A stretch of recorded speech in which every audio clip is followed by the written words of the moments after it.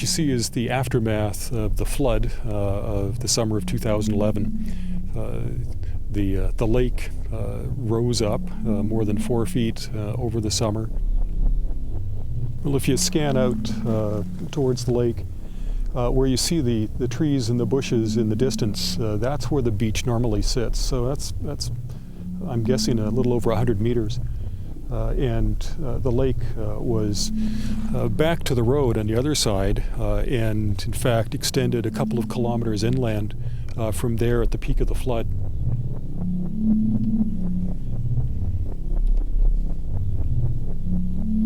On the 31st of May, we had a massive windstorm, which has pretty much obliterated the lakeside cottages and residences.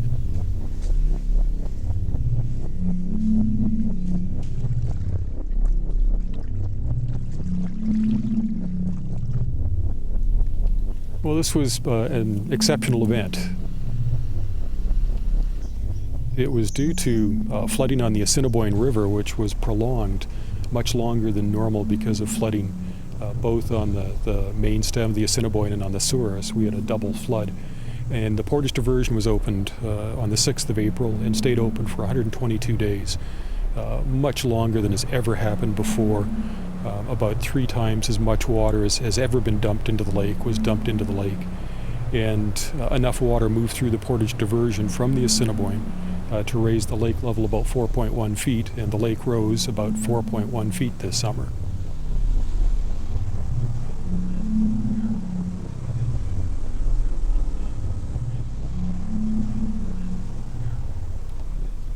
The river capacity goes way down, just east of Portage, which is why the Portage diversion is located exactly where it is. So the Portage, or the Assiniboine River channel capacity west of Portage is more than 50,000 cubic feet per second. To the east, it's about 18,000 cubic feet per second now. And so anything over 18,000 cubic feet per second in a flood year on the Assiniboine is diverted through the Portage diversion into Lake Manitoba.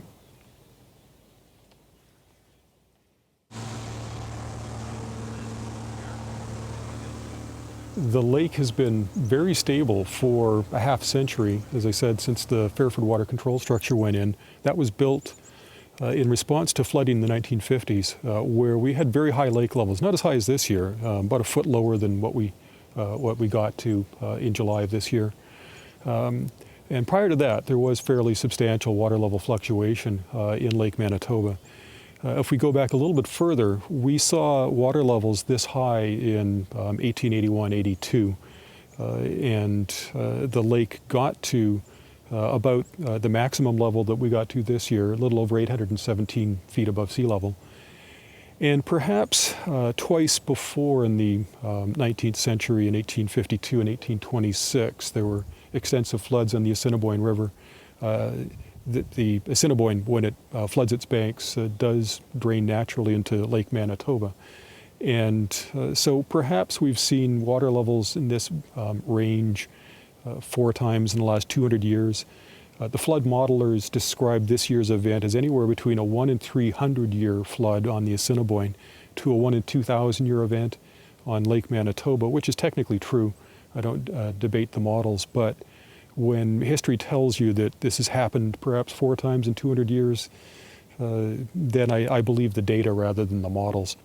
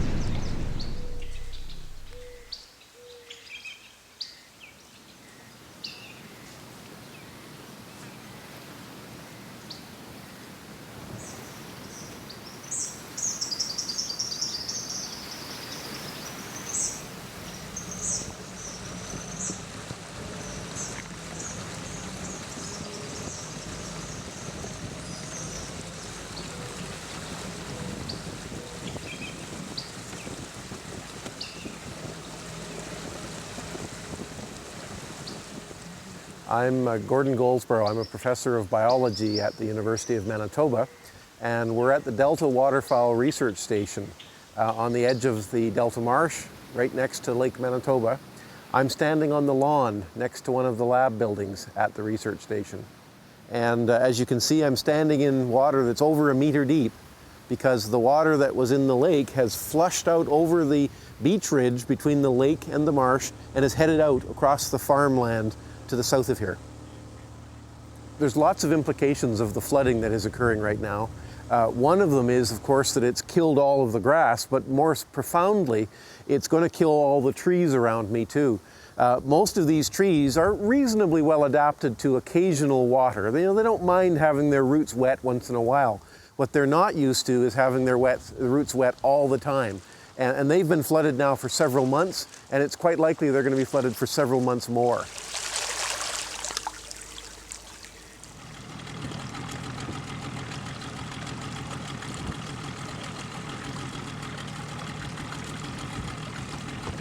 This tree is a good example of one of the problems we're facing here at the ridge.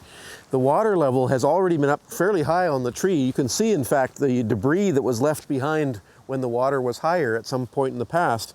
So this tree was in at least 1 meter of water. Trees are not well adapted to life in water. In fact, well, some of them aren't anyway. And this is a problem, because if they can't get oxygen down into the bottom parts of the tree, the roots, they'll die.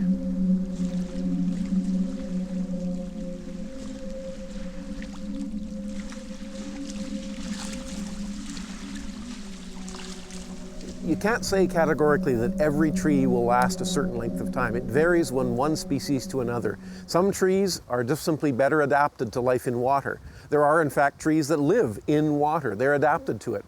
But most of the trees that we have here in Manitoba aren't adapted to long periods of water. They might be able to survive a few days, maybe even a week or two, but very few of the trees will live if they're kept underwater for months.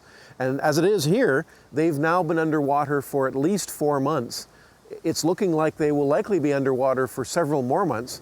And the concern is that not only is there going to be, of course, water around the trees, very soon there will be ice around the trees. The problem that represents is that there will be therefore no ability for oxygen to get down into the underground parts of the tree. And I think that's one of my biggest fears, that the formation of winter ice will be the final blow that will kill these trees. So that next spring, when we come back expecting the trees to suddenly come out in leaf, you'll find that most of the trees here do not. They simply remain leafless.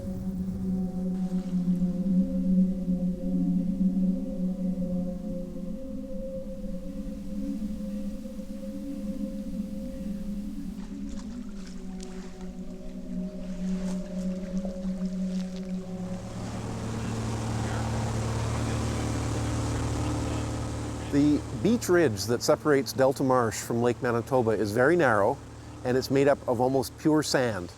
There is a thin layer of soil on top of that is made up of leaves and of the leftovers of trees from years past, but it doesn't take very much for it to disappear. If you lose the trees and their roots that kind of hold it all together, it won't take very much wind, it won't take very much water to wash that soil away. So I'm concerned that that narrow ridge of sand that separates Lake Manitoba from Delta Marsh will be eroded so severely that there will be nothing left. The beach ridge effectively will be gone, and the Delta Marsh and Lake Manitoba will be one.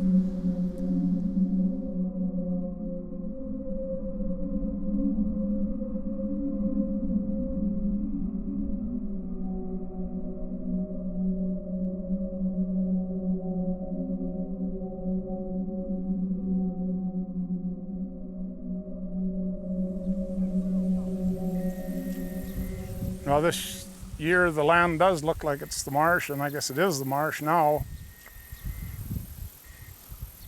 My name is Craig Finney. We've farmed in this area for, I guess, all my life. This particular land we've farmed for quite a few years.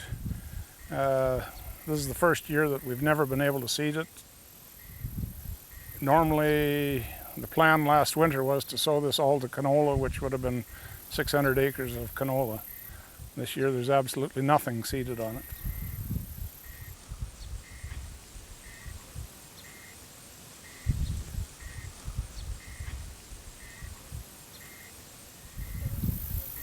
I am Tony Peters.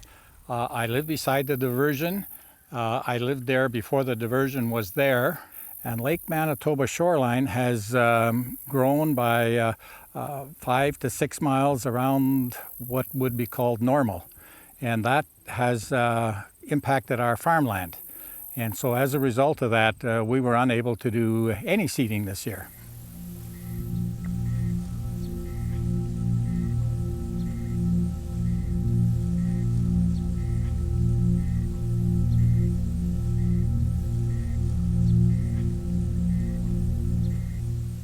Then also, if you see out here, there's logs, there's lumber. There is actually some lumber I've seen with nails in them. There's railroad ties that have come in. And this is all due to the flood of the water that's come from Lake Manitoba when we had the high wind. The farmers are having a big problem with the inundation of the water that's come along, the seepage that's come out of the diversion, the impact of the water that's come from the lake. It's full of debris from the water bringing all kinds of wood, furniture, boats, all kinds of debris scattered mainly around the edges of where the water came up to. We have now got weeds that we are unfamiliar with, and as a result we will have to do some intensive spraying.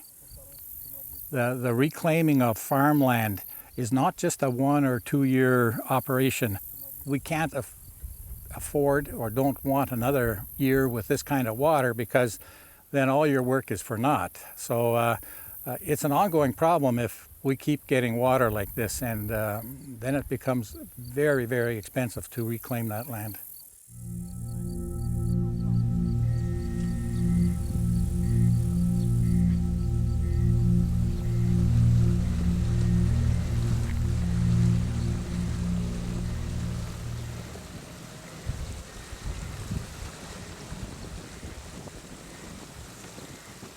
The cleanup out of Delta is going to be horrendous. Well, for the ones that are permanent resident out there, there's been a great impact, because basically they can't live out there just because of the conditions of the roads. For the cottages that have been destroyed, they're done for. I've lived here my whole life, and I have never seen anything like this in my life.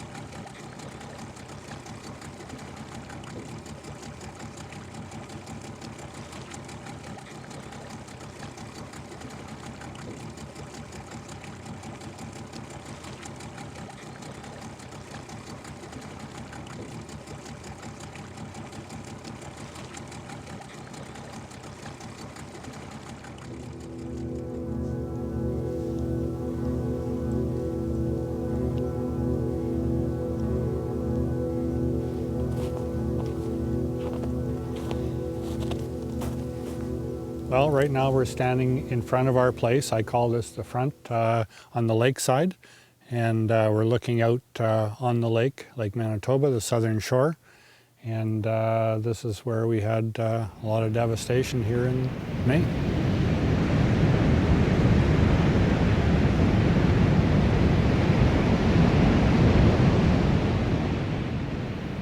At first, there was a mad dash here. You know, the water was so high. People were asked to come and volunteer and put up sandbags. The sandbags They are pretty much washed around like pebbles. They didn't do a whole lot, and you know, but that's the best that we could do in a short period of time. The water was there, the wind was there, and people were frantic.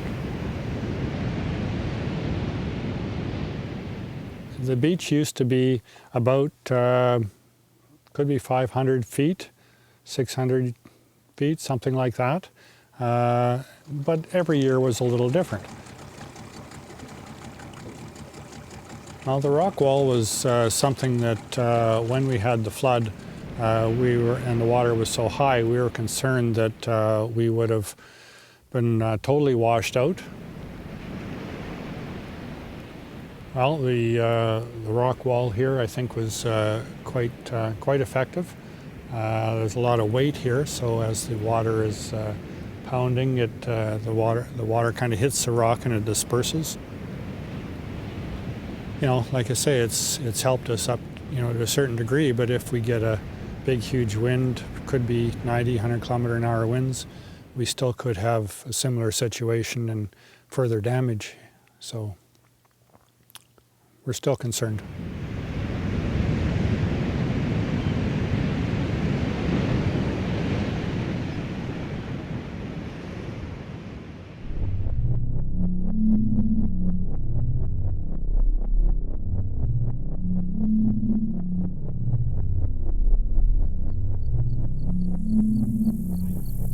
I guess we're hoping the lake level will be lowered enough to bring this land back to normal agricultural land. If they do that, then we'll kind of get back to normal, but back to normal will probably take 3 to 5 to 8 years. So we just don't know what it's going to be like. They are planning to build some ditches at the north end in Lake St. Martin and beyond. My concern would be, I hope it's not a Band-Aid solution. One of the predictions associated with climate change is greater variability in things like precipitation. So the past becomes an increasingly imperfect guide to the future. So it's possible we'll see more extreme events. That, you know, is essentially unknowable, but it would be prudent to prepare for at least what we've seen this year, and perhaps to consider the unimaginable, something even worse.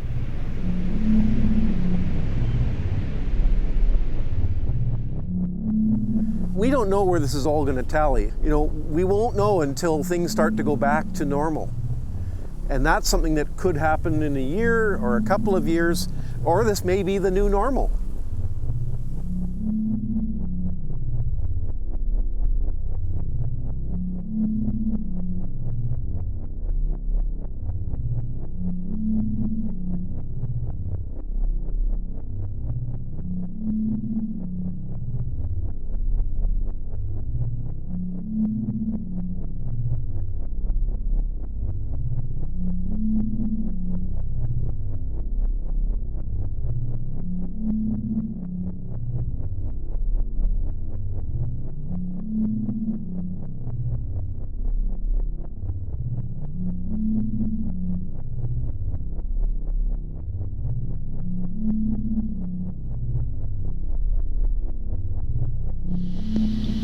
Looks intimidating a little bit,